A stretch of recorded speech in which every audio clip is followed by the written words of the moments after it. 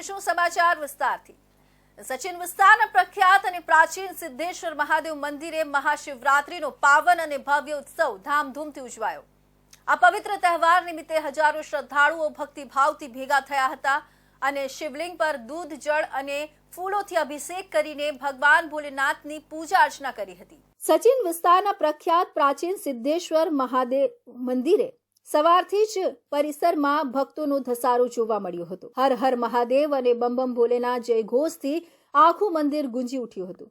ભક્તોએ શ્રદ્ધા સાથે શિવલિંગ પર દૂધ, જલ અને પુષ્પોથી અભિષેક કરીને મહાદેવને વિનંતી કરી હતી। મંદિરમાં આવેલા યુવા ભક્તોએ મીડિયા પ્રતિનિધિ સાથે વાતચીત કરતા જણાવ્યું હતું કે આ સિદ્ધેશ્વર મહાદેવ મંદિર લગભગ 30 વર્ષ જૂનું છે અને દર વર્ષે અહીં મહાશિવરાત્રીનો તહેવાર એ જ ઉત્સાહ અને ભક્તિભાવથી ઉજવાય છે। યુવાનોએ વધુમાં જણાવ્યું કે આ પવિત્ર સ્થળે આવતા તેમને શાંતિ અને સકારાત્મક ઉર્જાની અનુભૂતિ થાય છે। મંદિરના વડીલ ભક્તોએ પણ આજના યુવા પેઢી વિશે ખુશી વ્યક્ત કરી હતી। તેમણે કહ્યું કે આજના યુવાનો દેવ મહાદેવ પ્રત્યે જે રસ અને શ્રદ્ધા દાખવી રહ્યા છે એ ખૂબ જ આનંદની વાત છે। ઉત્સવની ખાસ અવસરે મંદિરમાં ભજન, કીર્તન, વિશેષ પૂજા અને મહાઆરતીનું પણ આયોજન કરવામાં આવ્યું હતું, જેમાં હજારો ભક્તોએ ઉત્સાહપૂર્વક ભાગ લીધો હતો। સિદ્ધેશ્વર મહાદેવ મંદિરનો આખો પરિસર ભક્તિભાવ અને શ્રદ્ધાના દિવ્ય માહોલથી ગુંજી ઉઠ્યો હતો। દેશમાં મહાશિવરાત્રીનો પર્વની ઉજવણી થઈ રહી છે।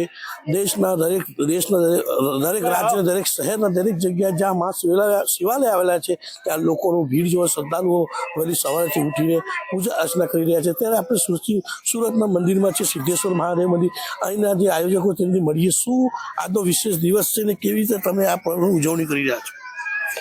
હર હર મહાદેવ। સૌથી પહેલાં તો બધાને મહાદેવ અને મહાકુંભનો મેળો ચાલુ છે એટલે સદભાગ્ય છે આપણું। બીજા લોકો પણ આપણા સાથે જોડાયા છે, તેને પૂછીશું આજની મહિમા અને આજનું જે કાર્યક્રમ એ લોકો આયોજન કરે કેવી રીતે કરીએ। જી, શું છે આજે મહાશિવરાત્રિ? હર હર મહાદેવ। આજે મહાશિવરાત્રિના પાવન અવસર પર 30 વર્ષ જૂનું મંદિર હોવાને કારણે સવારથી કાર્યક્રમો યોજવામાં આવે છે। રુદ્રાભિષેક રાખવામાં આવે છે, પછી પૂજા અર્ચના કરે છે। લાખો શ્રદ્ધાળુ પોતાની ભાવ ભક્તિથી અહીંયા ફળ મેળવવા માટે રેગ્યુલરલી લોકો આવતા હોય છે।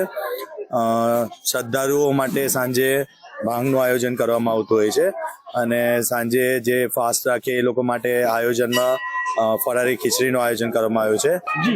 શું કહેશો આજના વિશે? બસ હર હર મહાદેવ।